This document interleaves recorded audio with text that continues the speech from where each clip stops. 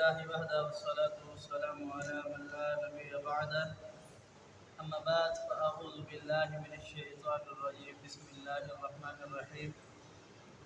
قال الله عز وجل: يا أيها الذين آمنوا أوفوا بالعقود أحلت لكم بهيمة الأنعام إلا ما يتلى عليكم غير محل الصيد وأنتم حرم إن الله يحكم ما يريد.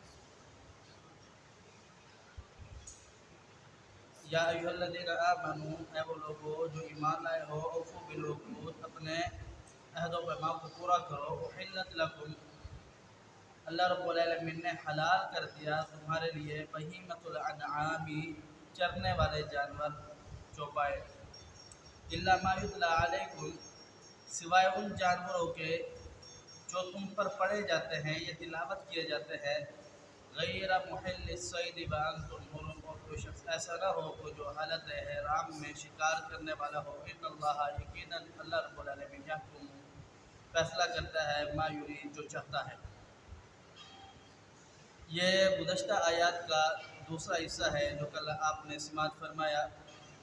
پہلے حصے کے اندر اللہ رب العالمین نے ایمان والے بندوں کو اپنے عہد و پیمان کو پورا کرنے کی تلقین کی ہے. اب اس آیات میں اللہ رب العالمین نے کچھ حدود و قیود انسان کے لیے بنائی ہے کہ فلاں فلاں فلاں چیز اللہ رب العالمین کی حد ہے، اس سے آپ تجاوز نہ کریں. جو اللہ رب العالمین نے حکم دیا ہے اسی کے اوپر عمل کریں.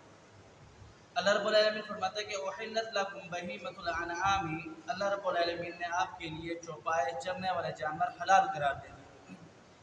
ان میں جیسے کہ اونٹ ہے، گائے بھینس، بکریاں، بھیڑ، یہ جانور ہیں. جناب ابو سعید خدری رضی اللہ تعالیٰ عنہ بیان فرماتے ہیں کہ ہم نے رسول اللہ صلی اللہ علیہ وسلم سے گزارش کی، عرض کیا: رسول اللہ، جب ہم کسی جانور کو ذبح کرتے ہیں، وہ اونٹ ہو، گائے ہو، بھینس ہو، بکری ہو یا کوئی بھی جانور ہو، تو بس اوقات اس کے پیٹ کے اندر اس کا بچہ بھی ہوتا ہے، تو ہم اسے پھینک دیں یا کھا لیں. تو پیارے حبیب پیغمبر علیہ السلام نے فرمایا کہ آپ نے اس کی ماں کو ذبح کیا، وہ اس کے ذبح کرنے پر کفایت کر جاتا ہے. باقی کھانے کی بات رہی، آپ کا دل مطمئن ہے تو آپ کھا لیں، اگر دل مطمئن نہیں ہے تو نہ کھائیں. آگے رب تعالیٰ فرماتے ہیں کہ الا ما یتلی علیکم، باقی رہے وہ جانور جو آپ پر پڑھے جاتے ہیں، مطلب جن کو اللہ رب العالمین نے آپ کو بتلا دیا ہے کہ یہ جانور آپ پر اللہ نے حرام کیا.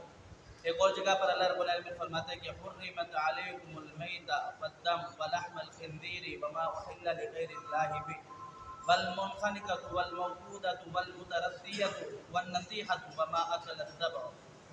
اس کے اندر 9 قسم کی ایسی چیزیں ہیں جس کو اللہ رب العالمین نے حرام کی. حرمت علیکم المیتۃ، ایک خون ہو گیا، مردار جانور. والدم، اور خون جو جب جانور کو ذبح کیا جائے، دم مسفوح کہتے ہیں، وہ خون آپ پر اللہ رب العالمین نے حرام کیا. ولحم الخنزیر، اور خنزیر کا گوشت بھی اللہ رب العالمین نے حرام کیا. وما احل لغیر اللہ بہ، اور ایسا جانور جو اللہ رب العالمین کے نام کے علاوہ کسی اور کے نام پر ذبح کیا گیا ہو. یہ 4 قسم کے جانور یہ ہوگی، یہ اللہ رب العالمین نے آپ پر حرام کیا.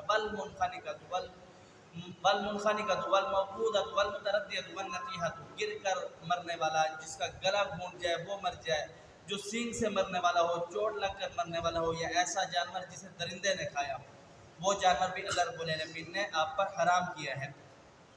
جناب ابی ہریرہ رضی اللہ تعالیٰ عنہ بیان فرماتے ہیں کہ رسول اللہ صلی اللہ علیہ وسلم سے پوچھا گیا: اے اللہ کے رسول، کوئی ایسا جانور جسے درندوں نے کھایا ہو، اسے کہا جب انسان نے ذبح نہیں کیا، ذبح مطلب درندہ اس کو کھا رہا ہے، تو پھر اس وجہ سے اللہ رب العالمین نے وہ جانور مسلمانوں پر حرام کر دیا ہے. اللہ یہ کہ کوئی ان میں سے کوئی بھی قسم ہو، وہ زندہ ہو اور اسے آپ اللہ رب العالمین کے نام کے ساتھ ذبح کر لیں، پھر وہ حلال ہے. بھلے سینگ لگا ہو، لیکن آپ نے اسے اللہ رب العالمین کا نام پڑھ کر کے اس کے مرنے سے پہلے وہ ذبح کر دیا، حلال ہے. گلا گھونٹ کر مرنے والے سے پہلے جب اس کی حالت اتنا خراب ہو کہ وہ مرنے والا ہو، تو آپ نے اس کو اللہ رب العالمین کا نام پڑھ کے اس کو ذبح کر لیا، تو پھر حلال ہو گیا، کوئی بھی جانور ہے. لیکن اگر ان ذبح کرنے سے پہلے حرام مر گیا یا وہ فوت ہو گیا جانور، تو پھر اللہ رب العالمین نے اسے آپ پر حرام قرار دیا. اور فرمایا کہ غیر محل الصید وانتم حرم، ایسا شخص جو کوئی ایسا شخص نہ ہو کہ جو حالت احرام میں شکار کو حلال سمجھنے والا ہو. حالت احرام میں اللہ رب العالمین نے انسان پر کچھ پابندیاں لاگو کی ہے، جیسے کہ بیوی کے پاس نہ جائے، خوشبو وغیرہ نہ لگائے، اور جانور کو ذبح نہ کرے، اور کوئی اس کی مدد بھی نہ کرے، یا کسی کی مدد بھی نہ کرے کہ یہ فلاں فلاں جگہ پر جانور ہے اسے ذبح کرو۔ اور حدود حرم کے اندر بھی یہ پابندی ہے کہ ان چیزوں سے بندہ بعد آ جائے، یہ کام نہ کرے جو یہ کام اللہ رب العالمین نے بتایا کہ اللہ رب العالمین فرمانے کہ حالت حرم میں جانور ذبح کرنے والا سوائے اس جانور کے جو سمندر کا شکار ہو، حالت احرام میں ہو تب بھی سمندر کا شکار کر سکتا ہے۔